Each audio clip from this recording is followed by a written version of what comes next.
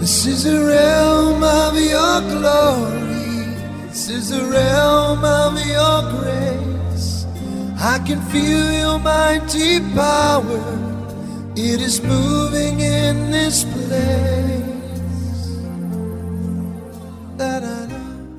Bienvenue à l'écoute du ministère, La Voix de la Puissance Divine, Église, Parole de Foi. La Fondation La Voix de la Puissance Divine, Noah Ministries, FVPDNM en sigle, a pour vocation la démonstration de la puissance divine par la parole de foi déclarée, spoken word et par des actes, signes, prodiges et miracles. Elle veut également témoigner de l'amour du prochain par des œuvres, actes caritatifs, car la plus grande onction, c'est l'amour. Il a plu au Seigneur de s'entretenir avec vous par le canal de son serviteur, le prophète Francis Ngawala.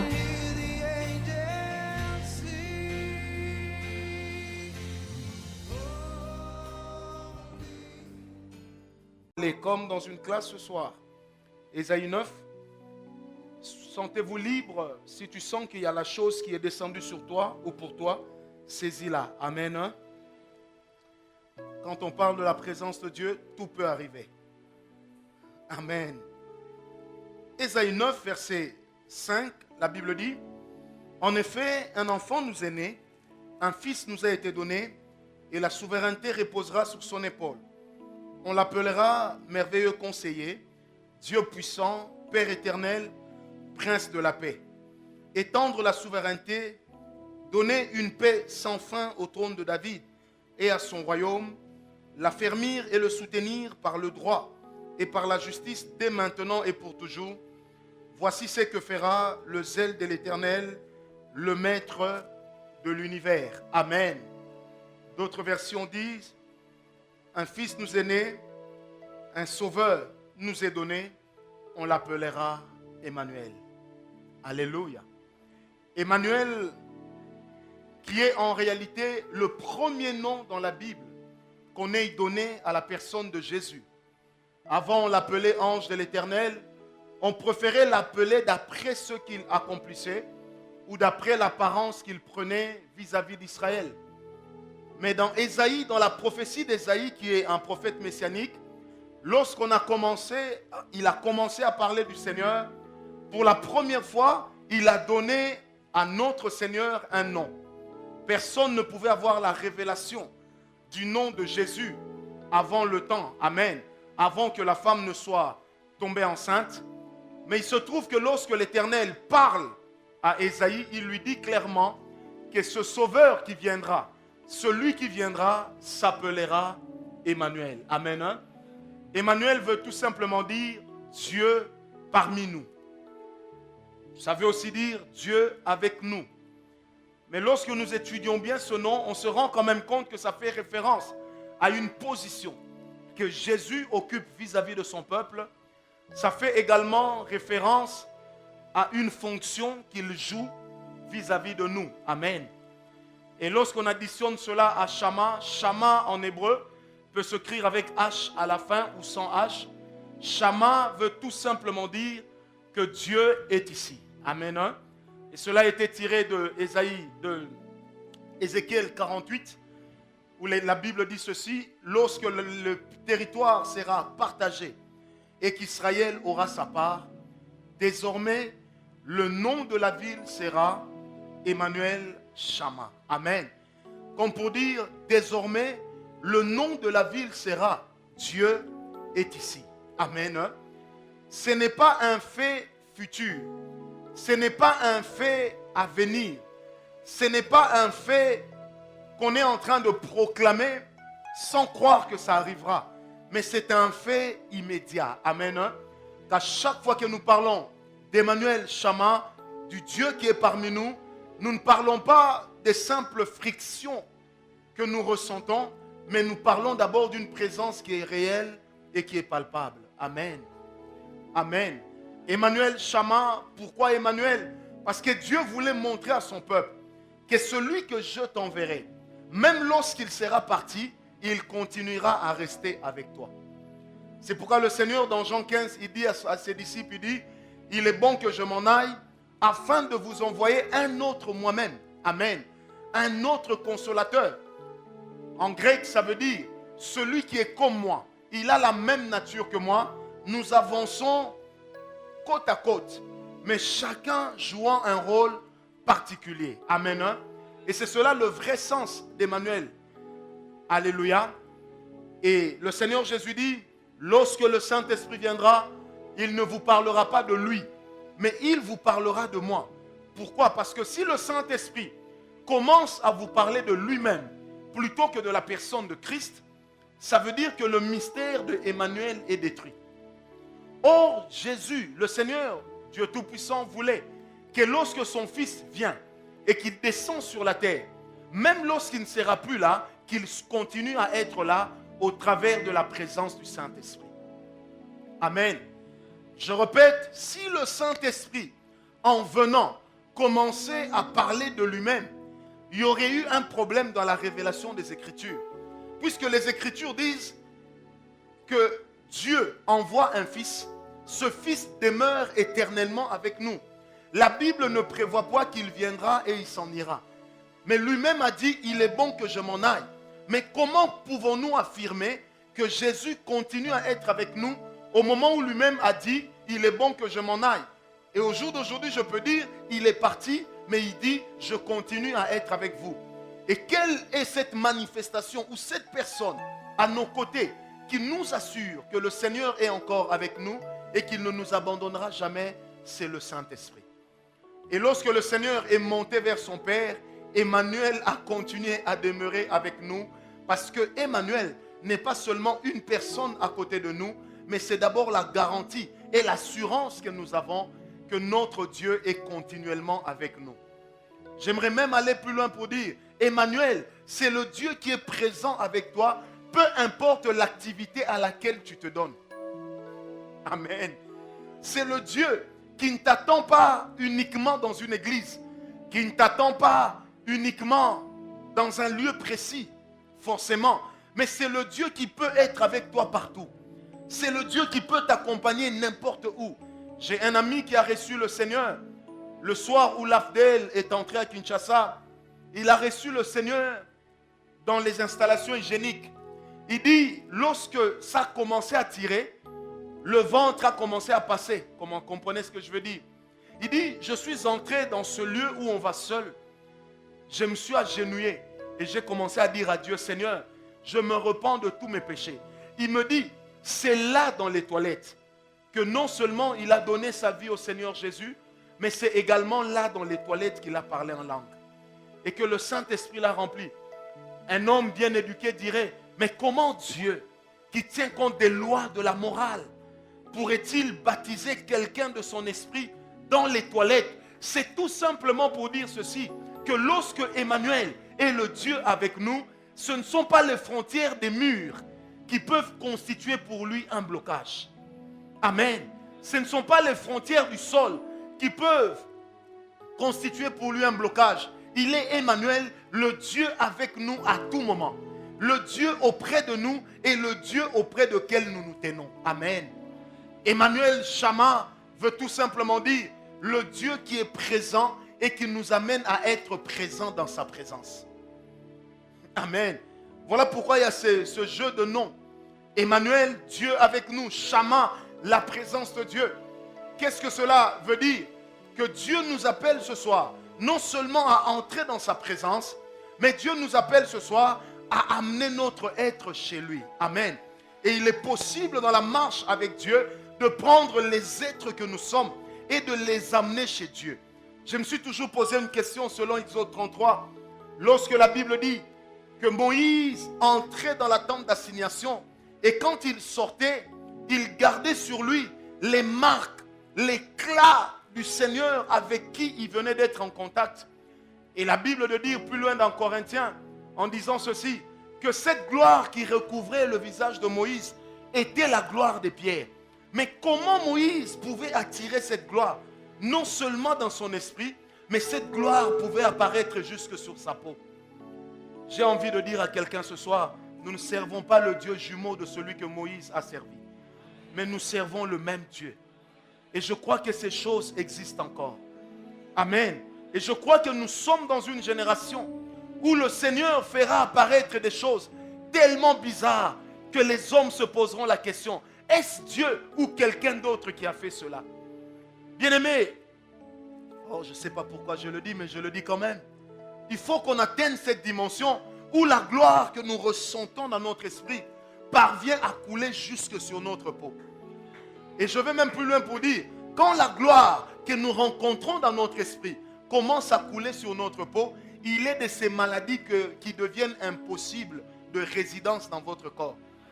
Parce qu'un homme qui a rencontré la présence de Dieu, qui a amené son être dans la présence de Dieu, cet homme ne peut pas souffrir de maladie de peau. Parce que, lisez la Bible, toutes les maladies qui avaient trait à la peau étaient considérées comme des malédictions. Et on disait ceci, l'Éternel dit à Moïse, lorsque tu auras établi Israël à Canaan, tu réserveras une ville de refuge. Non seulement pour ceux qui auront commis des crimes, mais tu réserveras aussi une ville de refuge pour tous ceux qui seront atteints de lèpre. Amen. Parce que le lépreux avait une maladie de peau qui ne lui permettait pas de venir dans la présence de Dieu. C'est pourquoi l'homme qui vit dans la présence de Dieu, qui rencontre la présence de Dieu, bien-aimé, qui amène son être dans la présence de Dieu, j'expliquerai tout ça, comment ça se passe, il a la possibilité d'attirer la gloire sur sa peau. Et je prie ce soir au nom de Jésus, que durant ces 5 jours que nous aurons ici, qu'une gloire descende, non seulement dans ton esprit, qu'elle descende dans ton âme et qu'elle affecte aussi ton corps. Parce que les dimensions dans lesquelles tu as reçu le salut ne sont pas que des dimensions spirituelles. Tu as reçu un salut qui agit dans ton esprit, tu as reçu un salut qui agit dans ton âme, mais tu as aussi reçu un salut qui agit dans ton corps. Et le chrétien croit que l'onction de Dieu, que la présence de Dieu peut agir sur l'esprit, peut agir dans l'âme, mais ne peut pas agir sur le corps. Si ça ne peut pas agir sur le corps, mais pourquoi est-ce que dans le tourbillon, lorsque l'Éternel est venu prendre Élie, l'Éternel a permis que Élie perde son manteau, mais non son corps? Pourquoi est-ce que lorsque Moïse est mort, la Bible dit, un ange de l'Éternel vint se disputer le corps de Moïse avec un démon? Pourquoi? Parce que le corps que nous avons, malgré sa nature charnelle, c'est également une chose que Dieu nous a donnée pour sa gloire.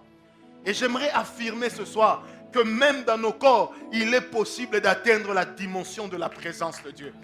Bien-aimé, lorsqu'on parle de la présence de Dieu, c'est comme ça que l'homme qui comprend les choses, il peut être guéri de sa maladie sans imposition de main. Il peut être guéri de sa maladie sans imposition de main. Parce que la présence de Dieu à elle seule, non seulement elle établit un climat, elle établit une atmosphère, mais elle a la possibilité de créer une transformation intérieure de l'homme, mais aussi extérieure.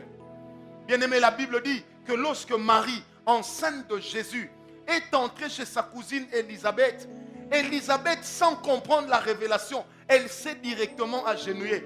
La chose qui s'était agenouillée n'était pas seulement l'esprit, mais c'était aussi le corps. Pourquoi? Parce que la gloire de l'enfant qui était dans le ventre de Marie a provoqué Jean-Baptiste qui était dans le ventre de sa mère à se prosterner, alors que l'enfant n'était pas né, la chair de sa mère a été obligée de se prosterner. Bien-aimé, la présence de Dieu n'agit pas que dans l'esprit, elle agit dans l'âme, elle agit aussi sur la peau. Alléluia. J'aime bien le jour où Élisée a chassé Géasi, Géasi a attrapé une maladie de peau. Amen. Bien-aimé, Méphibosheth a pu manger sur la table du roi. Pourtant, il était perclus des pieds. Mais jamais un lépreux n'a mangé sur la table du roi. Être perclus des pieds n'était pas une malédiction, mais avoir une maladie de peau était une malédiction. Et ce soir, j'aimerais déjà dire à quelqu'un, si tu as souvent des problèmes de peau, laisse la présence de Dieu descendre sur toi. Elle guérira ta maladie de peau. Oh, je change. Elle est en train de guérir ta maladie de peau. Bien-aimé, lorsqu'on est dans le climat de la présence de Dieu, on ne se pose plus de questions pour savoir si je dois croire ou je ne dois pas croire. Parce que la présence de Dieu, elle nous impose un respect. C'est pourquoi la Bible dit, dans la présence de l'Éternel, toute chair se tait. On n'ordonne pas à la chair de se taire, mais la chair comprend que moi aussi, je dois contempler le Dieu qui est venu parmi nous. Et j'aimerais dire à quelqu'un ce soir, Emmanuel Chama, Dieu est présent, mais nous aussi, nous sommes présents chez lui. Amen. Je répète, Emmanuel Chama, Dieu est présent, mais nous aussi, nous sommes présents chez lui. Très souvent, on m'a posé cette question, surtout dans les émissions, on me dit, mais lorsque vous parlez de la présence de Dieu, n'est-ce pas que Dieu est présent partout? J'aimerais dire ceci. La dimension de la présence de Dieu est différente de la dimension de l'omnipresentia. Quand nous disons que Dieu est omniprésent, ça veut dire que Dieu est partout. Même en enfer, Dieu est là. Amen. Même en enfer, Dieu est là. Mais en enfer, il n'est pas là pour témoigner l'amour à Satan. En enfer, il ne sera pas là pour témoigner l'amour à ceux qui seront condamnés, mais il sera là pour faire exécuter son jugement. Au même moment où en enfer, il sera un juge, dans le royaume des cieux, il sera un père. Amen. Bien-aimé, la dimension dans laquelle il agira en enfer, c'est celle d'un juge, mais la dimension dans laquelle il agira dans son royaume, ça sera celle d'un père, celle d'un maître, celle d'un Dieu qui a besoin qu'on se prosterne devant lui. Bien-aimé, c'est pourquoi j'aimerais dire ce soir que la présence de Dieu est différente de l'omniprésence de Dieu, parce que dans l'omniprésence de Dieu, Dieu est partout présent, mais sans pour autant se manifester. Quand tu es en train de commettre l'impudicité, Dieu est là. Même quand tu es sorcier et que tu es en train d'envoûter, Dieu est là. Amen. Quand tu es en train de voler, Dieu est là. Mais pourquoi est-ce qu'il se tait? Parce que en ce moment-là, il n'est que omniprésent. Mais nous parlons de la présence de Dieu lorsque non seulement Dieu est là, mais il pose des actes qui nous poussent à comprendre qu'il y a un Dieu qui nous voit, il y a un Dieu qui travaille et il y a un Dieu qui intervient. Bien-aimés, au moment où nous sommes en train de parler ici de sa présence, il est là. Quelqu'un m'a dit, mais quand vous dites cela, n'est-ce pas de la superstition? J'aimerais dire à quelqu'un, lorsqu'on sent le froid, on ne sait pas toujours expliquer d'où il vient. Amen. Et c'est ça la présence de Dieu. On peut la ressentir. C'est pourquoi la Bible dit dans Genèse 37, verset 4, « Sentez et voyez combien l'Éternel est bon. » Bien-aimé, la dimension du sensationnel existe aussi dans les choses de l'esprit. Et l'Éternel lui-même dit « Sentez ». Mais comment peut-on sentir la bonté d'un homme alors que la bonté est une chose dont nous tirons un témoignage par un acte qui a été posé favorable à nous. Bien-aimé, la présence de Dieu, je répète, veut dire que non seulement que nous croyons que Dieu est là, mais il est là et il agit. C'est pourquoi, bien-aimé, là où il y a la présence de Dieu, la Bible dit, il y a la liberté. Un homme peut crier à tout moment. Celui qui est à côté peut le prendre pour un fou. Mais c'est ça la présence de Dieu. Ça veut dire, X peut la ressentir, l'autre non. Tel peut la ressentir. Ici, elle peut créer des gémissements. Ici, elle peut créer des picotements. De l'autre côté, elle peut créer un cri. Ici, elle peut créer un calme exagéré. Pourquoi? Parce que la Bible dit diversité d'opérations, le même Dieu. Amen. Et ce n'est que dans la dimension de la présence de Dieu que l'on croise la diversité. Or, la grandeur de Dieu se voit dans la manière diverse d'agir. Et le Dieu qui est avec nous ce soir à la parole de foi, bien-aimé, il agira différemment du Dieu qui est en train de se manifester ailleurs. Non pas qu'il y ait Dieu, deux dieux, non, c'est le même Dieu. Mais dans la présence de Dieu, Dieu est multifacial, il est multiforme. Voilà pourquoi depuis l'éternité, les anges qu'il a créés trouvent toujours de quoi l'adorer. Parce que dans chaque dimension de la présence de Dieu, il y a des choses que nous découvrons. Nous sommes en contact.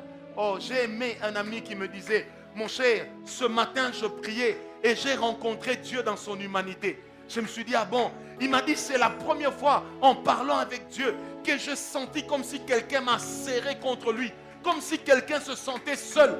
Il me dit, tu es sûr que c'est Dieu? Je lui ai dit, mais ça doit être que Dieu, c'est que tu as ressenti. Pourquoi? Parce que la Bible dit dans Apocalypse 5 que l'Éternel qui est assis dans les cieux, il arrête la louange de ses anges afin d'écouter la louange de ses enfants. Bien-aimé, la présence de Dieu, c'est la seule dimension dans laquelle nous rencontrons un Dieu affectif. C'est la seule dimension dans laquelle nous rencontrons un Dieu affectif. C'est la seule dimension dans laquelle nous rencontrons un Dieu qui est capable de te dire « je t'aime ». Amen. C'est la seule dimension dans laquelle nous rencontrons un Dieu qui est capable de te dire « je suis avec toi ». Bien-aimé, lorsqu'on parle d'Emmanuel Chama, on parle d'une autorité présente et qui peut faire peser les lois de son autorité à tout moment. Est-ce que quelqu'un m'a compris? Bien-aimé, la présence de Dieu n'est pas une affaire d'époque, de saison, mais c'est une affaire de tous les jours. Alléluia. Alléluia.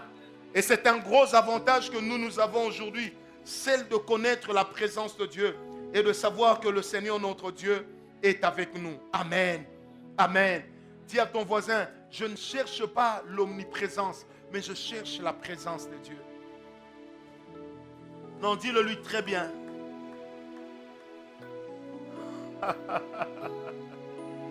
Est-ce que je peux aller plus loin? Dans l'omniprésence de Dieu, on ne peut jamais dire Dieu est à gauche, Dieu est à droite. Non. Parce que dans l'omniprésence de Dieu, Dieu ne se déplace pas, il est partout. Mais dans la présence de Dieu, Dieu peut être plus à gauche qu'à droite. Dieu peut être plus devant que derrière. Dieu peut être plus en haut qu'en bas. C'est comme ça que quelquefois il dit à Israël, si tu me cherches, tu ne me trouveras pas. Pourquoi? Parce que je me suis éloigné de toi, autant les cieux sont éloignés de la terre. Bien-aimé, en ce moment-là, Dieu ne parle pas de l'omniprésence, mais il parle de sa présence. Comme pour dire, j'ai la possibilité de m'éloigner, j'ai aussi la possibilité de m'approcher. J'ai la possibilité de toucher, j'ai aussi la possibilité de t'investir.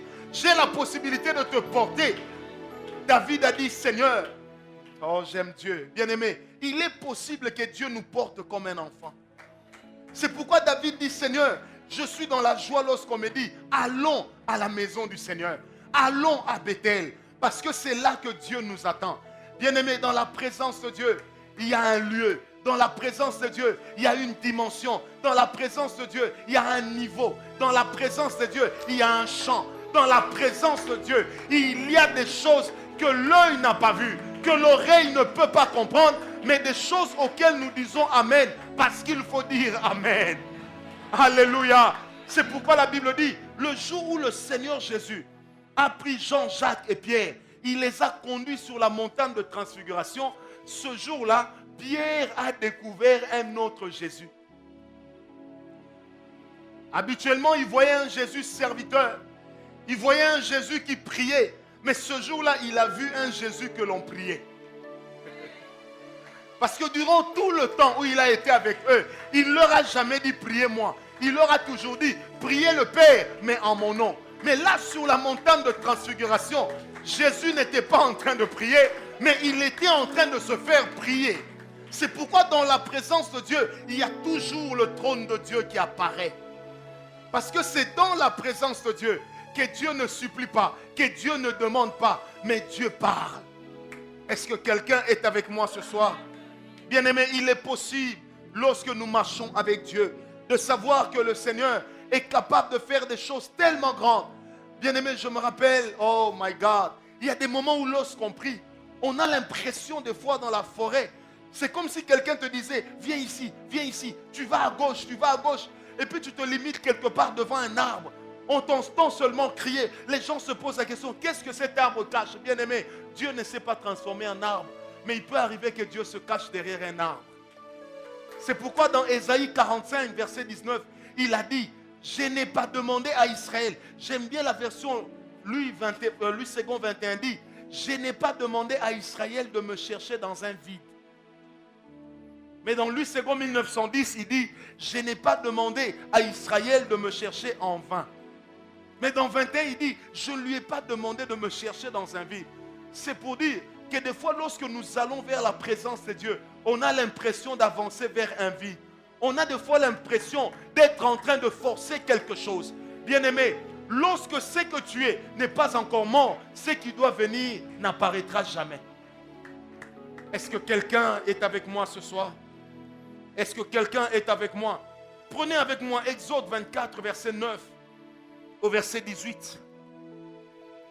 Oh, je sens la présence de Dieu ce soir. Je sens la présence de Dieu. Il est possible que Dieu soit plus à gauche qu'à droite. Il est possible que Dieu soit plus à droite qu'à gauche. Ceux qui ne comprennent pas les dimensions de la présence de Dieu rigolent. Un jour, ils nous ont dit, nous commandons à l'Esprit. Nous ne pouvons pas commander à l'Esprit, il est Dieu. Mais nous avons appris à reconnaître son mouvement. On en parlera un jour. Nous avons appris à comprendre que le Seigneur se déplace aussi. C'est pourquoi il a dit à Moïse, tu bâtiras pour moi la tente d'assignation. Il y aura un lieu où tout le monde peut entrer. Il y aura un lieu où seuls les sacrificateurs pourront entrer. Mais il y aura un lieu où seul le souverain sacrificateur y entrera. Mais pourquoi Dieu était plus dans le lieu très saint que dans le lieu saint et dans les parvis? S'il n'était que omniprésent, je crois que personne ne se rapprocherait de la tente d'assignation. Amen. Dis à ton voisin, ce soir, nous irons là où Dieu se cache. Non, dis-le-lui très bien, nous irons là où Dieu se cache. J'aime la présence de Dieu. Amen. Exode 24, verset 9 à 18. La Bible dit, Moïse monta avec Aaron, Nadab et Abihu, ainsi que 70 anciens d'Israël. Ils virent le Dieu d'Israël. Sous ses pieds, c'était comme une œuvre de saphir, en saphir transparent, comme le ciel lui-même dans sa pureté. Il ne porta pas la main contre les personnalités israélites. Ils virent Dieu, puis ils burent et mangèrent. L'Éternel dit à Moïse, monte vers moi sur la montagne et restez-y. Écoutez, je te donnerai des tables de pierre, la loi et le commandement que j'ai écrit pour les enseigner. Moïse se leva avec son assistant Josué et commença à gravir la montagne de Dieu. Il avait dit aux anciens, attendez-nous ici jusqu'à ce que nous revenions vers vous. Aaron et Our vont rester avec vous. Si quelqu'un a une affaire à régler, c'est à eux qu'il devra s'adresser. Moïse monta sur la montagne qui fut recouverte par la nuée. La gloire de l'Éternel reposa sur le mont Sinaï et la nuée le recouvrit pendant 6 jours. Le 7e jour, l'Éternel appela Moïse du milieu de la nuée. J'aime Dieu. La gloire de l'Éternel avait l'apparence d'un feu dévorant au sommet de la montagne aux yeux des Israélites. Moïse pénétra au milieu de la nuée et continua de gravir la montagne. Il y resta 40 jours et 40 nuits. Amen. On décrit ici 3 dimensions. Parce que dans la présence de Dieu, il y a aussi des niveaux. J'aime bien la brutalité avec laquelle ces versets commencent, au verset 9, en disant, ils étaient tous dans la présence de Dieu. Ils ont tous vu les pieds de Dieu. Ils ont mangé, ils ont bu. Rien n'est arrivé. Mais à un moment, la Bible dit, le Seigneur dit à Moïse, prends avec toi les 70. Prends avec toi Aaron, prends Our, prends Josué. Venez tous à la montagne. Quand ils arrivent au pied de la montagne, l'Éternel dit à Moïse que les 70 restent ici avec Aaron et Our. Mais toi et Josué, allez gravir la montagne. Et quand ils sont en train de monter, arrivé à un certain endroit, Moïse comprend qu'il doit aller seul. Amen. J'aime bien, la Bible dit, Moïse arriva jusque sur le sommet de la montagne et l'Éternel l'a appelé du milieu de la nuée. La nuée n'était pas Dieu, mais la nuée portait la présence de Dieu. Amen. Je reprends, la nuée n'était pas Dieu, mais la nuée portait la présence de Dieu. Bien-aimés, on peut tous venir dans la présence de Dieu, mais nous n'aurons pas tous part au même niveau de présence.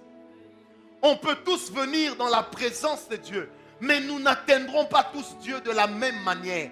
On peut tous tomber sous l'onction de Dieu, mais l'onction de Dieu ne fera pas la même chose avec tout le monde. Parce qu'à chaque fois que la présence de Dieu vient, Dieu commence à diversifier les hommes. Amen. Il y a un niveau où Moïse pouvait aller avec tout le monde. Mais il y a un niveau où Moïse pouvait aller avec son fils spirituel. Mais il y a aussi un niveau où Moïse devait arriver seul. Comment un homme peut-il passer 40 jours et 40 nuits au sommet d'une montagne? Comment allait-il en descendre? Pour nous qui avons l'habitude d'aller prier des fois sur les montagnes, On sait que quand on a jeûné sur la montagne, en descendant, on a les pieds qui tremblent. Mais la Bible dit, Moïse resta avec l'Éternel 40 jours et 40 nuits. Mais comment ne s'est-il pas fatigué de la présence de Dieu? Bien-aimé, parce qu'il y a d'abondantes grâces dans la présence de Dieu. Et quand on est dans la présence de Dieu, la faim et la soif sont parfois des choses qu'on oublie. Amen. Il y a des niveaux dans la présence de Dieu. C'est pourquoi je ne suis qu'en train d'introduire ce soir, j'aimerais dire ceci. Chaque niveau dans la présence de Dieu te qualifie pour un niveau des dons spirituels. Chaque niveau dans la présence de Dieu te qualifie pour un niveau d'onction. Je pensais qu'on allait dire Amen. Je répète encore, chaque niveau qu'on atteint dans la présence de Dieu te qualifie pour un niveau d'onction, te qualifie aussi pour un niveau d'intimité. À chaque fois que tu gravis une étape avec Dieu, tu montes dans une échelle supérieure. Ce que Dieu a fait avec toi hier, la dimension dans laquelle tu as rencontré Dieu hier, ce n'est pas la dimension dans laquelle tu vas le rencontrer ce soir. C'est pourquoi la Bible dit, un flot appelle un autre flot, dans le psaume 42. Mais qu'est-ce qui fait que les flots changent? Ce sont les bruits de tes ondées qui vont faire changer les flots. Au fur et à mesure que tu atteins un niveau avec Dieu, épuise le niveau, de sorte que lorsque tu iras à l'étape supérieure, que tu n'aies plus rien à regretter. C'est pourquoi, bien-aimé, l'homme qui a l'habitude de changer de dimension avec Dieu, il a la possibilité de manifester tous les dons spirituels. Parce qu'il ne reçoit pas Dieu à moitié. Il ne reçoit pas le Saint-Esprit en partie, mais il le reçoit totalement. Est-ce que quelqu'un est avec moi? Lorsqu'on était plus jeune, avant de prophétiser, on fermait les yeux. Et des fois, on trouvait que ce n'était pas assez. On ajoutait les mains parce qu'on avait peur de donner une prophétie qui serait un mensonge.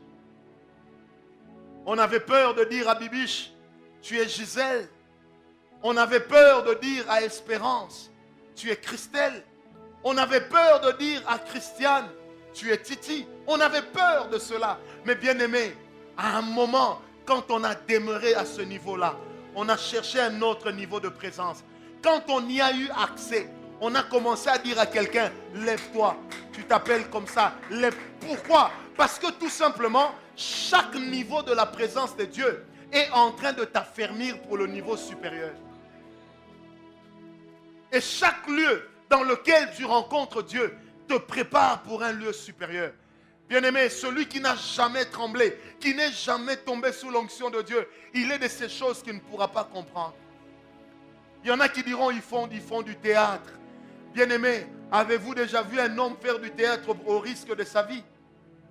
Je me rappelle lorsque je me suis converti, les gens tombaient autour de moi au culte. Moi, je cherchais à tomber, je ne tombais jamais. Les gens parlaient en langue. Moi, je cherchais, ça ne venait jamais. Alors, j'ai commencé à me dire, finalement, ces gens qui tombent font du théâtre. Basaba Yuma. Bien-aimé, le jour où la chose est tombée. Oh, on était en prière à Mama Mobutu avec des amis. On a commencé à prier. On a commencé à prier. Je sentais que quelque chose s'approchait. Mais c'est comme si je n'arrivais pas à y avoir accès. Un moment, j'ai crié. Ah! Et j'ai senti que le rideau qui me séparait de cette chose s'est déchiré. Mais bien aimé, la chose est tombée sur moi. La chose est tombée. J'ai parlé en langue de 19h à 5h du matin. Je suis tombé, je roulais par terre. J'ai prophétisé, je voyais des visions. Quand 5h est arrivé et que ça s'est calmé, les amis m'ont dit dormons. Je leur ai dit non. J'ai découvert une chose que je ne connaissais pas avant. Avant, je priais en langue, en français, en lingala pendant 10 heures, pendant 12 heures. Mais pour une première fois, la prière est devenue une relation d'intimité avec Dieu. J'ai parlé en langue, j'ai prophétisé. J'ai parlé encore en langue, j'ai prophétisé. J'ai parlé des langues bizarres. Et il y avait un ami à côté. Lorsqu'on est venu nous servir à manger, il a dit non mon cher, moi je ne mange pas. Je dois arriver là où tu es arrivé avec Dieu. Bien-aimé, ta soif, ta détermination va te qualifier pour l'étape supérieure. Amen. Ta soif Vous savez, ce qui tue aujourd'hui les chrétiens, c'est de croire que là où ils sont arrivés, c'est tout ce qu'il y a. Non, bien-aimés, là où nous sommes arrivés, ce n'est qu'un avant-goût de ce qu'il y a. Mais je vous annonce qu'il y a encore plus. J'ai dit, je vous annonce qu'il y a encore plus. Amen. Donc, dans la présence de Dieu, il y a des niveaux. J'aimerais également dire que dans la présence de Dieu, il y a un lieu. Bien-aimés, la présence de Dieu peut descendre partout. Mais la présence de Dieu ne peut pas faire partout, ne peut pas accomplir partout une grande mission. Je me suis toujours étonné de la précision avec laquelle Dieu parlait à Jacob. Dans Genèse 35, verset 1, l'Éternel dit à Jacob, il dit, Jacob, viens à Bethel, au lieu où je t'avais rencontré dans Genèse 28. Parce que la Bible dit dans Genèse 28, Jacob était en train de fuir son frère Ésaü. Il arrive à un lieu, et ce lieu s'appelait Luz. Quand il arrive là-bas, il rencontre Dieu. Amen. Il rencontre Dieu. Alors il établit une pierre, il monte un autel, et il dit, désormais, ce lieu s'appellera Bethel. Et dans Genèse 35, l'Éternel dit à Jacob, verset 1, il lui dit, Jacob, va à Bethel, je veux te rencontrer. Amen. Va à Bethel, je vais te rencontrer. Et à partir du verset 14, du verset 15, d'ailleurs j'ouvre une parenthèse pour dire, si Dieu le permet, je parlerai aussi des genres d'offrandes qu'on donne dans la présence de Dieu. Parce qu'il existe des offrandes qu'on peut donner à l'église. Mais il est de ces offrandes qu'on donne que lorsque la présence de Dieu t'a touché. Amen.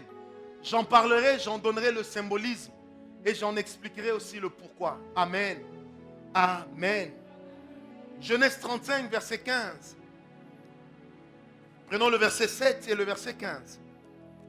Il y construit un autel, il appela cet endroit El Bethel, car c'est là que Dieu s'était révélé à lui lorsqu'il fouillait son frère. Verset 15. Jacob appela Bethel l'endroit où Dieu lui avait parlé. J'aime bien. Dans Genèse 28, il a appelé le lieu Bethel. Dans Genèse 35, il appelle le lieu El Bethel. Bethel signifie la maison de Dieu. Mais El Bethel signifie le Dieu de la maison de Dieu. Amen. Ça veut aussi dire le Dieu de l'habitation de Dieu. Autrement dit, une maison dans laquelle tu entres, mais son propriétaire est présent. Vous n'avez pas bien compris. J'ai dit, El Bethel signifie une maison dans laquelle tu entres, mais son propriétaire est présent. Et quand Dieu nous invite dans sa présence, nous ne rencontrons pas le vide. Parce que nous entrons dans une maison dans laquelle lui-même Dieu est présent. Amen. Il est de ces lieux qui deviennent mythiques pour certains hommes. Bien-aimé, le lieu où le Seigneur t'a rencontré pour la première fois, c'est un lieu où à chaque fois que tu y retourneras, il y aura toujours quelque chose qui se passera. Dans notre intimité, dans l'histoire de notre intimité avec Dieu, il est de ces lieux qui demeurent mythiques pour nous. Bien-aimé, tu as rencontré Dieu sur une montagne.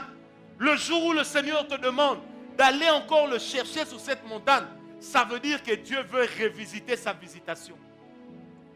Ça veut dire que Dieu veut compléter autre chose à ce que tu as déjà vu, à ce que tu as déjà connu. C'est pourquoi la Bible dit que tu n'as pas le droit d'abandonner ton premier amour.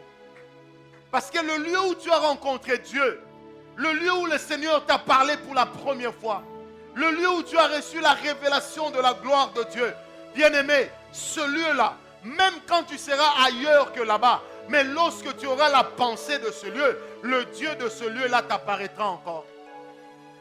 Est-ce que quelqu'un m'a compris? Bien-aimé, si j'ai rencontré Dieu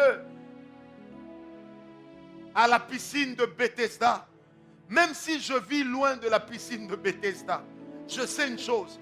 Quand je prierai Dieu avec la même attitude que j'ai eue à Bethesda, Dieu agira comme il a agi à Bethesda. Pourquoi je le dis? C'est afin que s'accomplissent les Écritures qui disent Ce ne sera ni sur les montagnes de Samarie, ni à Jérusalem qu'on rencontrera Dieu. Mais celui qui adorera le Père en esprit et en vérité, il cherchera Dieu. Le problème, c'est lequel? C'est que l'homme qui va sur la montagne en Samarie pour chercher Dieu, il a une attitude de celui qui va certainement découvrir Dieu. Et le Seigneur Jésus vous le dit, ce n'est plus un lieu physique qu'il vous faut. Ce n'est plus une localisation physique qu'il vous faut, mais c'est une attitude intérieure qui va vous guider vers un lieu. Vous ne m'avez pas bien compris. L'attitude que tu auras en toi, la même que tu as eue le premier jour où tu as rencontré la présence de Dieu, à chaque fois que tu auras cette attitude, peu importe le lieu où tu te trouveras, la même chose, le même Dieu qui t'est apparu, il réapparaîtra encore. C'est pourquoi Jacob dit, c'est le Dieu de la maison de Dieu. Ça veut dire que le Dieu de la maison de Dieu, il est avec moi partout. Et ce que j'aime bien, c'est que quand Jacob sort du Dieu de la maison de Dieu, il est capable de dire à sa femme et à ses enfants, allons-y. Ésaü ne fera rien. Ésaü ne fera rien. Pourquoi? Parce que lorsqu'il est arrivé à Bethel pour la première fois, il fouillait Ésaü. Lorsqu'il arrive à Bethel pour la deuxième fois, il va rencontrer Ésaü. Le même ennemi, la même attitude, mais pas le même résultat. Quand il fouillait Ésaü, c'était pour aller et devenir esclave. Mais quand il a quitté Laban pour aller rencontrer Ésaü, ce n'était plus pour être esclave, mais c'était pour être un homme libre. Quand Dieu te ramène dans le même genre d'onction qui t'avait touché la première fois que tu as rencontré la présence de Dieu, ça veut tout simplement dire que le Seigneur est sur le point d'ouvrir de nouvelles vannes dans ta vie. Bien-aimé, des fois c'est étonnant que des gens qui ont grandi dans l'onction, il arrive aussi que l'onction tombe sur eux, eux aussi tombent. Il arrive que l'onction descende sur eux, eux aussi tremblent. Des fois on se dit, ah, naïepé. Le problème c'est lequel? Ce n'est pas seulement une affaire d'identité. Mais quand Dieu te ramène à la source où tu as été la première fois, cette source-là va te donner une eau pour une nouvelle compétition. C'est pourquoi la Bible dit dans le psaume 110, verset 7, il boit au torrent pendant la marche. C'est pourquoi il relève la tête. Avez-vous déjà remarqué que la Bible ne dit pas qu'il boit dans les torrents? Amen. La Bible ne dit pas qu'il boit dans les torrents. Mais la Bible dit qu'il boit au torrent pendant la marche. C'est pourquoi il relève la tête. J'aimerais dire à quelqu'un ce soir, Dieu va te ramener à Bethel. Non, tu ne m'as pas bien compris. Dieu va te ramener à Bethel. Dieu va te ramener là où il t'a tiré. Dieu va te ramener là où il t'a rencontré. Dieu va te ramener là où l'onction de Dieu t'a touché pour la première fois. Mais quand tu y arriveras, ça ne sera plus pour être la personne que tu es devenue après que cette chose soit descendue sur toi. Mais ça sera pour devenir une nouvelle personne. Parce que devant chaque compétition, il y a toujours une nouvelle onction qui descend. Dis à ton voisin, j'ai aussi mon Bethel. Non, dis-le lui très bien, j'ai aussi mon Bethel. Merci Seigneur. Alléluia. J'ai aussi mon Bethel. Mais vous allez remarquer ceci. C'est que quand Jacob rencontre Dieu à Bethel, il n'a utilisé que l'huile. Mais quand il a rencontré Dieu à El Bethel, il a utilisé trois choses. L'huile, l'eau et le vin. Je ferme la parenthèse. J'ouvre encore la même parenthèse pour dire, à El Bethel, Jacob utilise l'huile, l'eau et le vin. Et quand Jésus parle à Nathanaël, il lui parle aussi de l'huile, l'eau et le vin. Comme pour dire, on ne peut jamais naître dans une dimension de puissance lorsqu'on n'a pas rencontré Dieu à Bethel. Et le Dieu qu'on rencontre à Bethel, il te donnera l'eau qui est la vie. Il te donnera le vin qui est la prospérité. Il te donnera l'huile qui est l'onction. C'est pourquoi quand Dieu chasse quelqu'un de sa présence, il lui dit, tu ne toucheras plus à l'huile. Amen. Tu ne toucheras plus à l'huile. Tu n'auras plus le vin. Et dans les 3 premiers chapitres d'Ésaïe, l'Éternel est en train de parler à Israël. Il dit, je te bâtirai une hutte dans un jardin de vigne. Bien-aimé, qu'est-ce qu'il y a dans un jardin de vigne? Répondez-moi. Qu'est-ce qu'on trouve dans un jardin de vigne? Amen. Du raisin, n'est-ce pas? Et un jour, le Seigneur Jésus dira lui-même, je ne boirai plus jamais. De quoi, hein? Pardon? Je ne boirai plus jamais du fruit de la vigne jusqu'à ce que je revienne dans la gloire de mon Père. Plus jamais. On ferme la parenthèse, ce n'est pas notre sujet. Dans la présence de Dieu, il y a un niveau, il y a un lieu. Amen. Amen. Prenez avec moi Genèse 28, verset 17. La Bible dit, là, Jacob est en train de fuir Ésaü. Merci pour ta présence, Seigneur. La Bible dit, il eut peur et dit que cet endroit est redoutable. C'est ici que se trouve la maison de Dieu.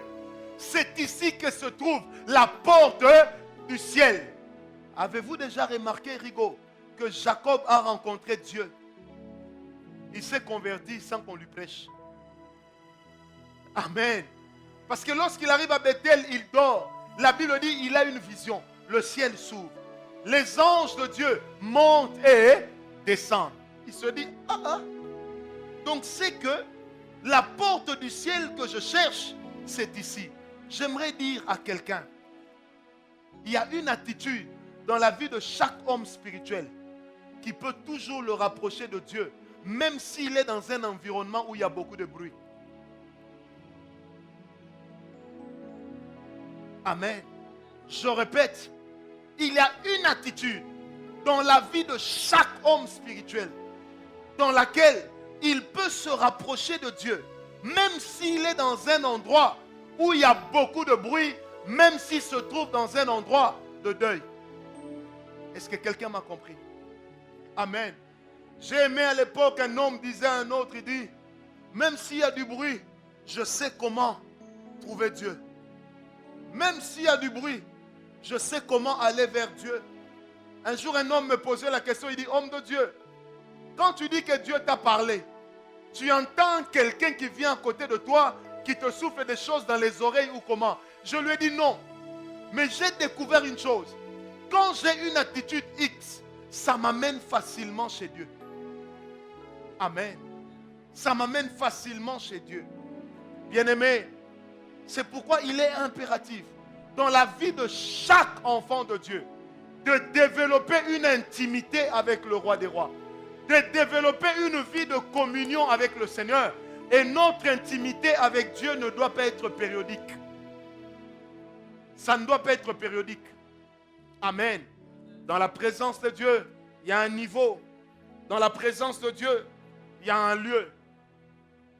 La même manière dont Dieu s'est révélé à Bethel, ce n'est pas de la même manière que Dieu se révélera à Péniel. Amen. Non, ce n'est pas de la même manière. Et vous allez remarquer avec moi que entre Péniel, il y a eu Bethel et Bethel. Péniel est au milieu. Il y a eu un Bethel dans Genèse 28. Il y a un Péniel dans Genèse 32. Et il y a encore un El Bethel dans Genèse 35. On en parlera. Amen. Chaque niveau que tu franchis dans la présence de Dieu est en train de te préparer pour une chose extraordinaire que seul Dieu va faire. C'est pourquoi, bien-aimé, le temps que tu passes à tomber, à trembloter, à crier, même si les gens se moquent de toi, Dieu est en train de te préparer à arriver quelque part. Amen. Le temps que tu passes à crier, des fois le voisin dit non, mais c'est pas possible quand on prie Dieu, mais on ne peut pas crier comme ça. Laisse-moi crier parce que tu ne sais pas là où mes cris m'amèneront. Je me rappelle lorsque nous étions convertis, je priais dans une église où les gens parlaient français comme s'ils avaient tous été admis à l'Académie française. Et quand il y avait l'adoration, les gens adoraient avec élégance et charme. Et moi, je me mettais vers le fond. Il y avait des papas et des mamans. Quand on était en pleine adoration, vous les voyez seulement dire « Seigneur, merci parce que tu es là ». Mais à côté, ils avaient un sauvage. Un sauvage. Amen. Des fois, le modérateur disait, je sens que Dieu est là. Et ils étaient là, oui Seigneur, merci. Merci parce que, comme le frère a dit que tu es là, ça veut dire que tu es là. C'est pourquoi nous chantons, tu marchas où je marche, tu me tiens par la main, tu pars. Non, bien-aimé, qu'est-ce que je faisais quand eux disaient, il marche où je marche? Moi, je me suis rappelé que Jésus n'est jamais arrivé à Yolo. Mais la seule personne qui l'a amené là-bas, c'est moi. Amen. Et quand les gens étaient en train de faire leur petit chant à la française, oh, oh, alléluia, Dieu est là, oh. Bien-aimé, moi dans ma sauvagerie légendaire, en bon africain, je levais mes mains, je disais, Seigneur, si on a dit tu es là, moi je t'attends. Et plus d'une fois, dans une église où on venait tous les dimanches en costume, je suis tombé, j'ai roulé par terre. Un jour, un frère m'a appelé, il m'a dit, frère, quand tu tombes, qu'est-ce que tu vois? Je dis, pourquoi? Il dit, peut-être que tu as des démons. Je lui dis, non, toi-même, tu as des démons. Il me dit, pourquoi? J'ai dit, mais c'est anormal que quand toi, Dieu est là, tu ne sens rien. J'ai dit, entre celui qui ne sent rien et celui qui sent quelque chose, qui a des démons? Je lui dis, tu es imperméable à la présence de Dieu. Mais moi, je refuse d'être imperméable à la présence de Dieu. Ah non, je refuse d'être imperméable. Si Dieu va descendre sous la forme d'une pluie, j'accepte d'être mouillé. Bien-aimé, j'accepte d'être mouillé. Si Dieu va descendre sous la forme d'une boue, je préfère sortir d'ici très sale, avec une chemise noire, mais ma vie ne sera plus jamais noire. Même si je sors d'ici sale, mais ma vie ne sera plus jamais sale. Voilà pourquoi j'aimerais dire à quelqu'un ce soir, allons chez Dieu. Amen. Allons chez Dieu. Que Dieu nous amène chez lui. Que nous puissions rencontrer le Seigneur et qu'avec lui nous puissions être. Dieu est ici ce soir. Je disais, Dieu est ici ce soir. Amen. Une fois on se retrouve dans une autre église à la Gombe, qui était à la Gombe à l'époque, qui a déménagé. J'ai accompagné un vieux à moi qui prêchait là-bas. Et à un moment, il a dit, on va prier. Dès qu'il a dit, on va prier, moi je l'ai accompagné pour prier pour les gens. Mais je n'ai pas compris. Je me suis retrouvé derrière la femme qui était derrière moi, en train de me relever. Et il y avait un ancien de cette église qui est venu là. Oh, l'esprit des prophètes est soumis au prophète. Sors de cet homme. J'ai enlevé calmement sa main. Je lui ai dit, que ta main sorte de ma tête au nom de Jésus. Amen. J'ai dit que ta main sorte de ma tête. Un jour, nous étions ici au palais du peuple. Et Roger Outsma était en train de parler sur la gloire de Dieu, la grâce de Dieu. Un moment, il arrive devant la rangée sur laquelle je me trouvais. J'étais avec un ami à moi, Blanchard, un serviteur de Dieu. Et puis, on n'avait pas les macarons de serviteurs pour s'asseoir devant. C'était en 98. J'avais mis des grosses bottes. Et j'étais là vers le milieu de la salle. Et puis, il est en train de faire tomber les gens en extase. Il y avait une telle présence. J'ai regardé l'ami, je lui ai dit, mon cher, la crime. Il me dit quoi? Je lui ai dit, bien-aimé, l'homme est venu devant notre rangée. Et puis il a seulement posé la question, il dit, est-ce que vous sentez que Dieu est là? Nous, on a dit oui. Il était loin devant. Il dit, recevez cette présence. Bien-aimé, j'étais assis. J'ai seulement fait, oh! Quand je me suis relevé, 30 minutes après, je me suis rendu compte que j'étais à la 7e rangée, après la rangée sur laquelle je me trouvais. Bien-aimé, les gens m'ont regardé comme ça, bizarrement. Vous savez, la présence de Dieu crée toujours des bizarreries. Comment toi tu veux que Dieu fasse des choses normales? Si Dieu fait les choses normales, c'est qu'il est normal. Oh, moi j'ai lu dans ma Bible que mon Dieu n'est pas normal. Allez demander au président normal. Il a fini par faire des choses anormales lui aussi. Ici, la fonction de chef de l'État t'amène à faire des choses anormales. Et la fonction de Dieu. Amen. J'aime bien quand la Bible dit, je suis le Dieu qui déchire les cieux. Il y a un homme à pâté comme il papier. C'est anormal. Amen. Bien aimé, pourquoi tu veux que Dieu fasse des choses normales? Dieu fera toujours des choses anormales. J'ai envie de dire à quelqu'un, je ne sais pas pourquoi, s'il y a un processus d'enrichissement, ce n'est pas un principe divin. Ce n'est pas un principe divin que tu dois avoir 10, après 11, après 12, après 14, après 20, après 30, après 60, après tu vas monter graduellement. Bien aimé, tu risques de ne pas avoir le temps d'atteindre 100. Dis à ton voisin, Dieu là, il fait des choses anormales. Non, dis-le lui bien, il fait des choses anormales. Amen. Il y a un lieu, il y a un niveau, mais il y a aussi une position. Prends avec moi Luc 1, verset 19. Oh, merci Seigneur, il y a une position.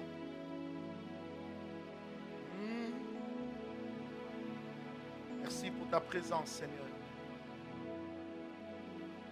Vous savez que moi, dans ma vie, je suis trop tombé. Je tombe trop. Quand il y a la présence, je tombe trop. Moi-même, des fois, je suis content. Hein? Parce que je ne peux pas dire j'ai honte. Je suis content de tomber. Parce que je ne suis pas tombé à cause du péché. Mais je suis tombé tellement la sainteté a écrasé ma nature. Amen. Dieu n'est pas normal. C'est pourquoi il est Dieu. Luc 1, 19, la Bible dit, l'ange lui répondit, je suis Gabriel, je me tiens devant Dieu. J'ai été envoyé pour te parler et pour t'annoncer cette bonne nouvelle. Il dit, je suis Gabriel. L'homme lui pose la question, il dit, mais qui es-tu pour venir me parler ainsi? Écoutez ce que cet homme lui répond. Il lui dit, je suis Gabriel, je me tiens devant Dieu. Arrêtons-nous d'abord à cette phrase, on en parlera mieux plus tard. Mais ce soir, j'aimerais juste commenter un peu. Quand Dieu dit, je suis Gabriel, quand l'ange, dit, je suis Gabriel, je me tiens devant Dieu. Gabriel veut dire ceci, ce qui donne de la crédibilité à la parole que je donne, c'est que quand Dieu avait sorti ça, j'étais là. Est-ce qu'on m'a compris? C'est la liberté de l'esprit, il faut le laisser. Amen. Donc Gabriel veut dire à l'homme de Dieu que ce qui donne de la crédibilité à ma parole, en fait, c'est que quand la décision d'envoyer Jean-Baptiste dans la maison, dans ta maison, par le ventre de ta femme, quand cette décision était en train d'être arrêtée, j'étais là. Et je me suis toujours posé une question. Comment un ange a-t-il pu punir un souverain sacrificateur jusqu'au point de lui dire, tu seras muet? Mais où était Dieu? Comment un ange a pu dire ça? La force de l'ange, ce jour-là, ne venait pas de sa nature, mais ça venait de l'autorité avec laquelle il avait sorti la parole qu'il sortait. Parce qu'il voulait dire à l'homme de Dieu, cette parole que je donne, tu n'as pas le droit d'y résister, parce que c'est Dieu lui-même qui a sorti ça de sa bouche. Et si je sors la parole que Dieu a sortie de sa bouche, il ne peut y avoir aucun obstacle. Aucun. L'ange avait une position, celle de celui qui était là quand Dieu parlait. L'ange avait une position, la même position que Élie a eue dans 1 Roi 17, verset 1. Il est allé dire au roi, il dit, il n'y aura point de pluie sinon à ma parole. Le Dieu devant qui je me tiens est vivant. Il dit, le Dieu devant qui je me tiens est vivant. Il ne dit pas, Dieu m'a parlé, non. Mais il dit, là où Dieu est, je suis devant. Est-ce que je peux te dire quelque chose? Il y a des moments dans la présence de Dieu où Dieu ne vous dit rien. Mais tellement que vous sentez qu'il est là, vous commencez à déclarer des paroles. Et ces paroles-là ouvrent les portes du surnaturel. Ça vous amène à naviguer dans le surnaturel et atteindre la dimension de la présence de Dieu. Est-ce que je peux dire quelque chose? Toute parole sortie dans la présence de Dieu n'est pas forcément sortie de Dieu. Mais il est de ces paroles que l'on sort dans la présence de Dieu, qui ont la même force, la même valeur qu'une prophétie. Pourquoi? Parce qu'on l'a sorti devant Dieu et Dieu a été d'accord avec nous. C'est pourquoi j'aimerais dire à l'église ce soir, les paroles que tu vas dire pour toi-même dans la présence de Dieu, elles s'accompliront comme si c'est Dieu qui avait parlé. Parce que le Dieu devant qui je me tiens est vivant. Il est vivant. Il n'y aura point de pluie, sinon à ma parole. Mais où était Dieu? Où était Dieu? Oh, j'aime ça. Vous savez, Dieu fait avec Élie la même chose qu'il a faite avec Moïse. Dans Exode 7, verset 1, l'Éternel a dit à Moïse, il dit, Moïse, je ferai de toi Elohim devant Pharaon. Et moi, Dieu, je me cacherai derrière toi. On ne me verra pas, mais c'est toi qu'on verra. Alors, j'endurcirai le cœur de Pharaon. Mais ce jour-là, Dieu dit à Élie, maintenant que tu as dit, il n'y aura point de pluie, il ne faut pas que tu échoues, parce que les hommes savent que toi, tu es en face de moi. Et Dieu lui dira, va au torrent de Kérit, bois l'eau du torrent. Ensuite, tu quitteras le torrent et tu iras chez une veuve. Bien-aimé, Dieu donne à l'homme la stratégie qu'il faut pour ne pas qu'il y ait l'eau. Mais pourquoi Dieu n'a pas apporté la stratégie avant? Pourquoi? Oh, j'aime la présence de Dieu. Pourquoi Dieu n'a pas apporté la stratégie avant? Les hommes intelligents que vous êtes, vous direz, il faut d'abord planifier avant d'agir. Mais Dieu a dit à Élie, non, agis, on va planifier après. Élie ne s'était pas soucié du modus operandi, mais il ne s'est soucié que d'une chose, il n'y aura point de pluie, sinon à ma parole, à cause du Dieu devant qui je me tiens. Mais Dieu savait une chose, que quand le soleil, permettez-moi cette expression, donne de sa chaleur sur l'eau du torrent se transforme en vapeur et monte. Ensuite, ça devient une pluie. Alors Dieu dira à Élie, va au torrent de Kérit, bois l'eau du torrent, jusqu'à ce que le torrent devienne sec. Mais quand il faut que la pluie revienne en Israël, le même Élie, il dit à son serviteur, accompagne-moi sur la montagne, nous allons prier jusqu'à ce qu'il y ait la pluie. J'aime bien, la Bible dit, Élie s'agenouilla, la tête entre les cuisses. Et il se mit à prier, il se mit à prier, il se mit à prier. Oh, j'aime Dieu.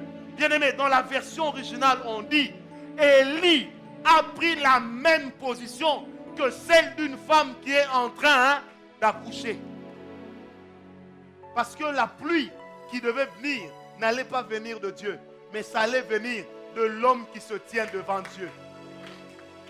Bien-aimé, oh j'aime ça. Quand vous connaissez votre position devant Dieu, il est de ces décisions que vous allez prendre sans intercession, parce que vous ferez agir votre autorité en Dieu. Est-ce que quelqu'un est avec moi?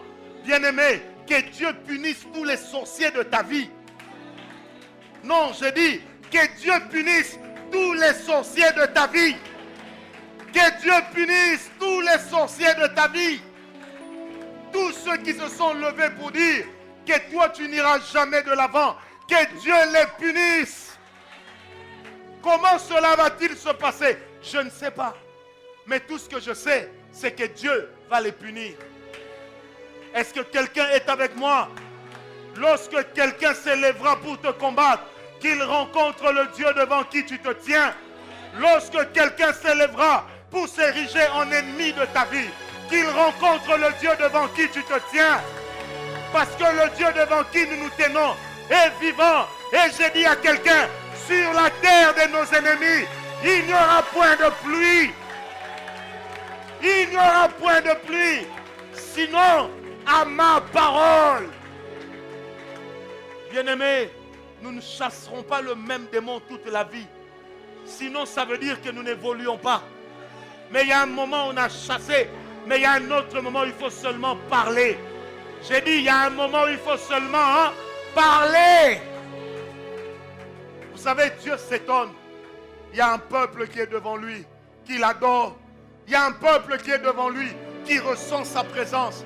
Mais ce peuple attend que tout vienne de Dieu. Dis à ton voisin, tout ne viendra pas de Dieu. Non, dis-le lui très bien, tout ne viendra pas de Dieu. Oh my God. Il est de ces choses pour lesquelles Dieu attend que tu parles. Oh, Dieu attend que tu parles. Dieu attend que tu parles. Et tant que tu ne parleras pas, les anges ne se mettront point en mouvement. Alléluia. Un jour, une dame est venue me voir. Elle me dit, homme de Dieu, j'ai un problème au travail. On menace de me révoquer. Je lui ai dit, madame, est-ce que vous croyez au Dieu que je sers? Elle me dit oui. Je lui ai dit, est-ce que vous savez que je me tiens devant Dieu? Elle me dit oui. Je lui ai dit, je donne 10 jours. Dans l'espace de 10 jours, ces deux personnes vont perdre leur travail. Je lui ai dit, l'un d'entre eux va commettre une erreur grave avec licenciement immédiat sans décompte final.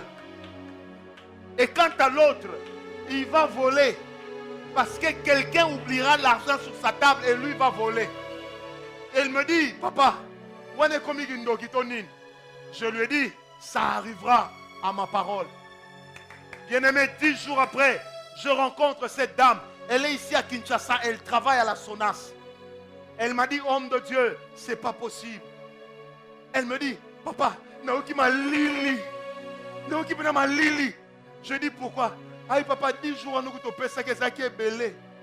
Le 3e jour, kaka, balongo le chef nanga direct. Abi 5e jour, chef nanga mswa yibi. Quand nengo lobaki, mon ko ba licencié, mususu ke makala. Kwa yibi. Mais elle me dit, eh papa, nasanin, nasanin. Vous savez, il est de ces choses dont les résultats seuls peuvent trancher les palabres. Amen. Elle me dit, comment tu as fait? J'ai dit, madame, c'est simple. Je connais mon Dieu et je connais la position que j'occupe pour lui. Bien-aimé, Dieu m'a ramassé. Dieu a payé de son sang pour m'avoir. Ah, ça, je le sais. Lorsqu'il m'a appelé, j'ai dit à Dieu, Seigneur, si j'abandonne mes études pour te servir, je ne peux pas te servir comme tout le monde. Je ne peux pas avoir les résultats comme tout le monde. Bien-aimé, les hommes diront que tu es bizarre. C'est normal parce que tu n'es pas normal. Est-ce que quelqu'un est avec moi? Je disais, est-ce que quelqu'un est avec moi? Un jour, j'étais devant une vitrine. On vendait une chaussure. J'ai dit à l'ami avec lequel j'étais, je lui ai dit, tu vois cette chaussure, je la veux, mais je n'ai pas d'argent. Il me dit, comment tu vas faire? J'ai regardé la chaussure. J'ai dit, toi, je te veux, mais je n'ai pas l'argent pour t'avoir, mais je te veux. Bien-aimé, ce n'est pas cet ami-là qui va m'apporter la chaussure. Celui qui m'apporte la même chaussure, c'est quelqu'un avec qui ils ne se connaissent pas. De peur qu'on ne dise à Sengela Engai. Bien-aimé, quand on se voit avec lui le soir, je mets la même chaussure à mes pieds. Il me dit, prof, le problème c'est lequel? Il est écrit à mon sujet que je suis béni de toutes sortes de bénédictions dans les lieux célestes en Christ Jésus. Pour attirer ce qui est dans le ciel et le manifester sur terre, j'ai besoin de parler. Bien-aimé, la position que tu occupes en Dieu, oh my God, j'aime ça. Vous savez, il y a des fois, on joue au humble. On dit aux hommes, bon, vas-y, Dieu sera avec toi. Mais Élie a dit à Géasi, Élisée, pardon, il dit, Géasi, mon esprit n'était-il pas avec toi quand tu étais en train de prélever l'offrande à ma place? Qui t'a nommé prophète? Est-ce que tu me comprends? Bien aimé, il y a des moments où il faut seulement dire aux gens, tu es béni parce que moi j'ai décidé. Il dit, yo ça orgueilleux, hein? Est-ce que orgueil est yom to bandiango? Na tuni orgueil yom to bandiango? Jésus a katé la batulingala. Abi etala bato bazolanda nga pona leisa bango lobi lelo to liate. N'a traité d'orgueil. Répondez-moi, qui l'a traité d'orgueil? Amen. Bien-aimé. Aïe, aïe, aïe, aïe. Lorsque l'Église comprendra ce qu'elle est dans la présence de Dieu, il est de ces choses qui deviendront faciles. J'ai dit, il est de ces choses qui deviendront faciles. Et il est de ces requêtes qui deviendront des actions de grâce. Je ne me souviens plus du moment où j'ai demandé ça. Mais je me souviens seulement que j'ai aussi pensé à voir ça. Et je l'ai eu. Bien-aimé, le Dieu devant qui je me tiens est vivant. Cette année-ci, il n'y aura point de pluie dans le camp de tes ennemis. Amen. Je répète, cette année-ci, il n'y aura pas de pluie dans le camp de tes ennemis. Vous savez, je vais vous raconter un témoignage. Ce témoignage a changé ma manière de voir les choses. J'habitais chez mes parents, j'étais plus jeune. Et la nuit, je fais un rêve. J'avais l'habitude de dormir les fenêtres ouvertes parce que je n'avais pas de climatiseur dans ma chambre. Et pendant que je dormais, je vois en vision, une vision nocturne, je vois les rideaux de ma chambre bouger. Et il y a une cohorte de personnes qui entrent et qui se mettent à m'agresser. Bien-aimé, je sors du rêve. J'essaie d'ouvrir les yeux. Je sens que quelqu'un a posé ses mains sur mes yeux.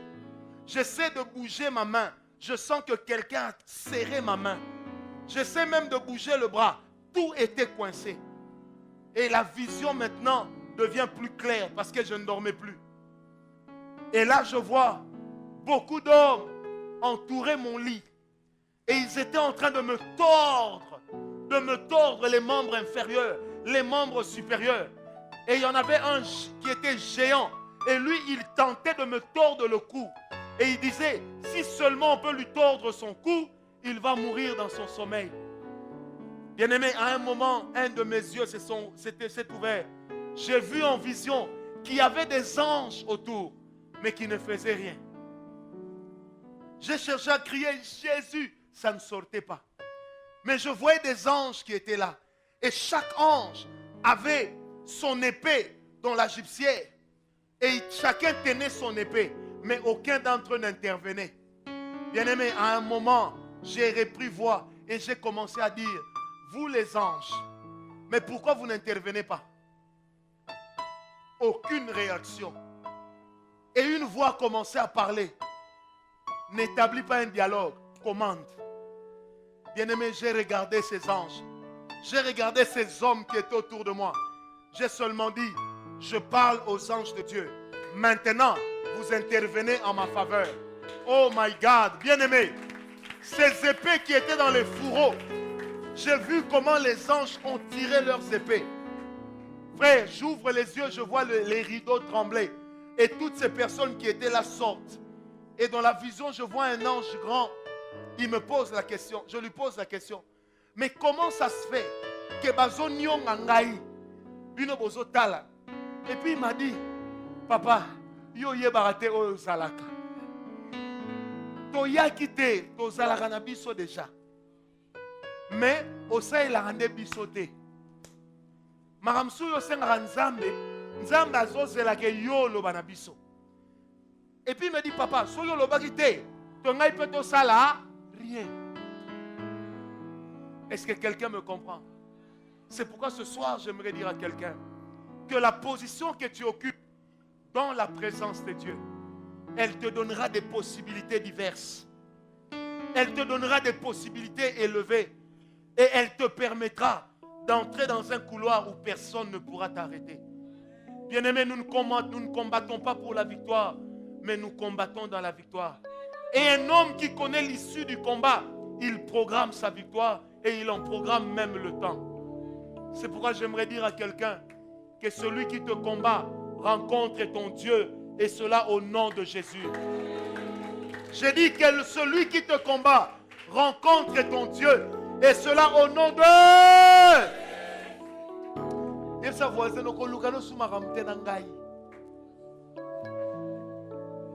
J'ai aimé dans la Bible, il y avait les fils de Zébédée, qu'on a surnommés les fils du tonnerre. L'un d'entre eux était chaud. Un jour, il dit, réclamons seulement que le feu tombe et qu'ils meurent tous.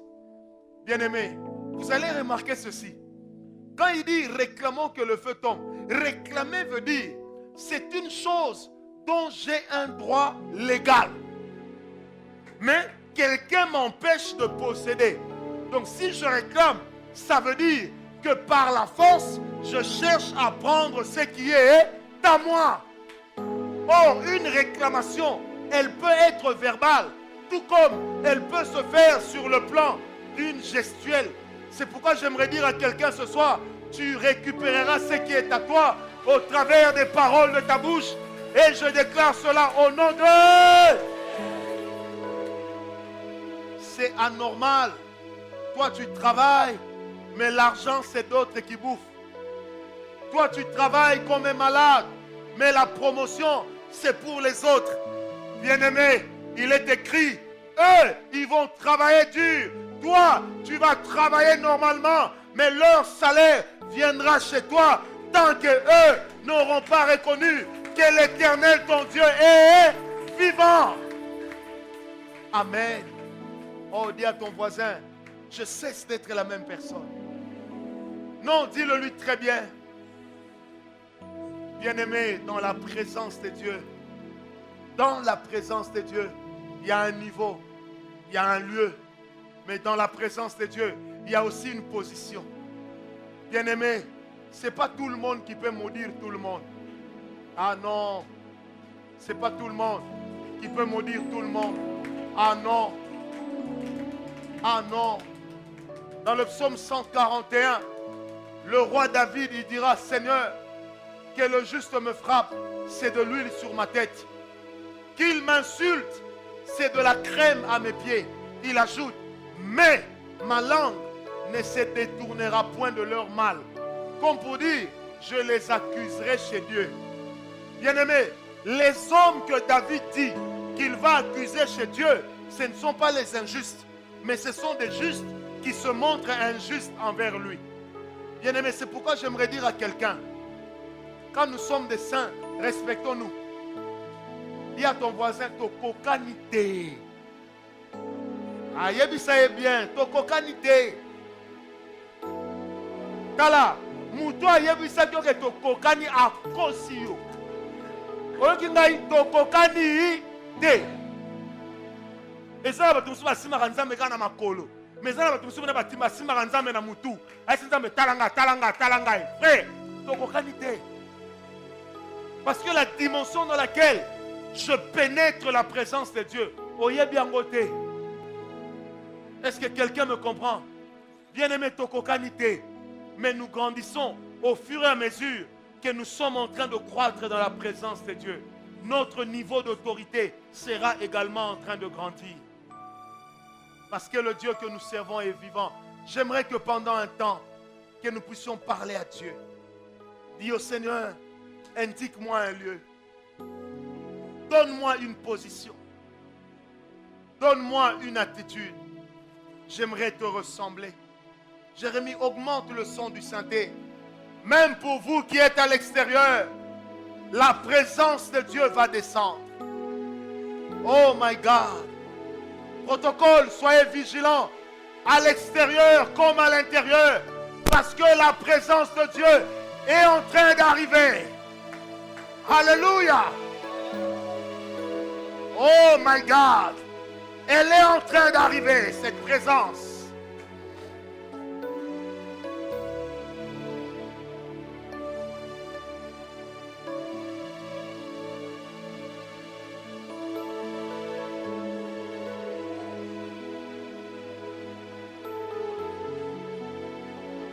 Alléluia. Aspire ce soir à arriver dans la présence de Dieu. J'ai dit aspire ce soir à arriver dans la présence de Dieu. Oh.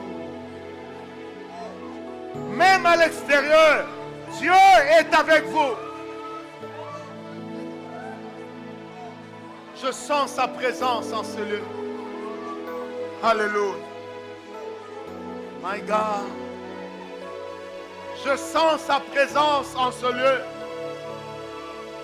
Oh, oh, oh, oh, oh. Yes. Je sens sa présence en ce lieu.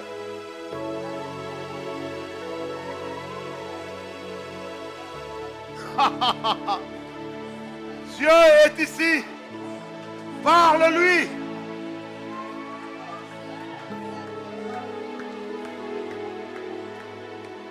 Parle-lui. Mais sache qu'il arrive. Alléluia.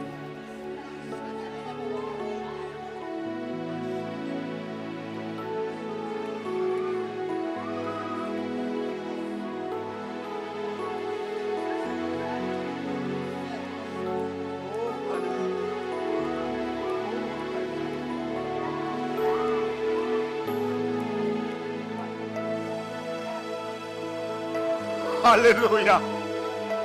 Oh my God. Il y a une telle présence de Dieu ce soir. Même là à l'extérieur, Dieu est là. Alléluia. Oh, alléluia.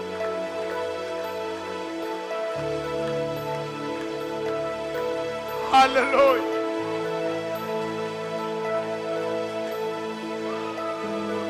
Alléluia. Oh yes. Alléluia.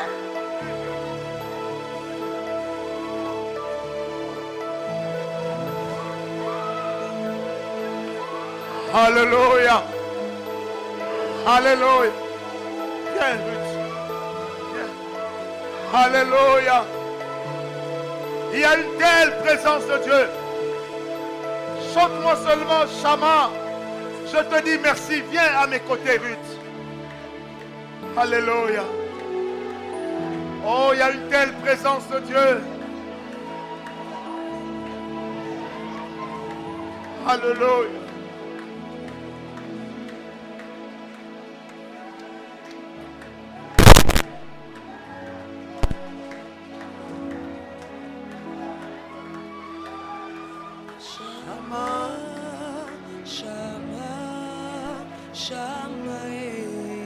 Yes, encore. Shama, Shama, Shama, Shama. Alléluia. Shama. Seigneur, merci pour ta présence, oh Dieu. Merci parce que tu es avec nous tous. Église, est-ce qu'on peut se lever, nous qui sommes à l'extérieur? Lèvons-nous dans la présence de Dieu, s'il vous plaît. Merci. Oh, Je te dis merci. je te dis merci. Merci. Hey, ah, Shama. Shama, Shama, Shama. Dans sa présence, tout peut arriver. Lèvons-nous, les amis, lèvons-nous dans sa présence. À l'intérieur, lèvons-nous. Shama. Alléluia. Oh yes. Je te dis merci. Oh yes. Merci. Seigneur, je te dis merci. Merci. Je te dis merci, Seigneur. Merci. Shama. Hey. Shama. Shama. Shama. Oh. Oh, Shama. Shama. Shama. Shama. Shama. Hey. Oh, Shama. Shama. Shama. Shama. Shama. Oh, Shama. Shama. Écoutez-moi, Église. Lèvons, soyons calmes. Lèvons seulement légèrement nos deux mains. Shama, Alléluia. Shama. Je répète ma phrase de tous ces jours. C'est que dans la présence de Dieu, tout peut arriver. Calme-toi un peu, calme-toi un peu. Calme-toi, lève seulement légèrement tes deux mains. Même à l'extérieur, dans la présence de Dieu, tout peut arriver. Tout peut arriver. Et ce qui doit arriver ce soir est en train de venir. Garde seulement tes deux mains légèrement levées. Je vais parler à Dieu. Seigneur Emmanuel, Dieu d'Israël. Seigneur Emmanuel, Shama, le Dieu présent, devant qui nous nous tenons ce soir. Je prie que tu libères une grâce à tes serviteurs et à tes servantes. Qu'ils viennent sur nous ce soir, une fraîche rosée. Qu'ils viennent sur nous ce soir, une présence magnifique de ta part. Attention, la présence de Dieu va saisir plusieurs personnes. La présence de Dieu va saisir plusieurs personnes. Elle est en train de saisir plusieurs personnes. Dans la première vague, elle saisit 70 personnes. Je les appelle, come on!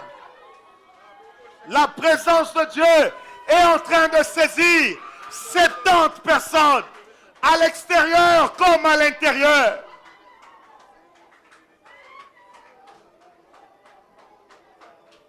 Qu'est-ce qu'elle va faire? Je ne sais pas. Mais je sais seulement qu'elle va descendre sur toi. Vous êtes au nombre de 70. J'appelle la présence de Dieu sur toi. Et je t'amène dans la présence de Dieu.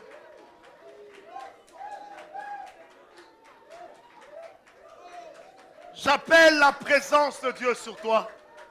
Et je t'amène. Soyons calmes.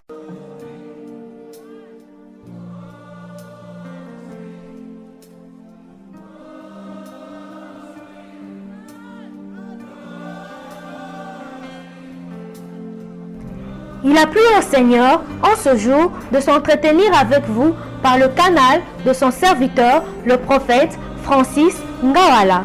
Pour tout contact avec le ministère La Voix de la Puissance Divine, Kinshasa RDC, vous pouvez appeler au numéro de téléphone plus 243 081 814 04 67.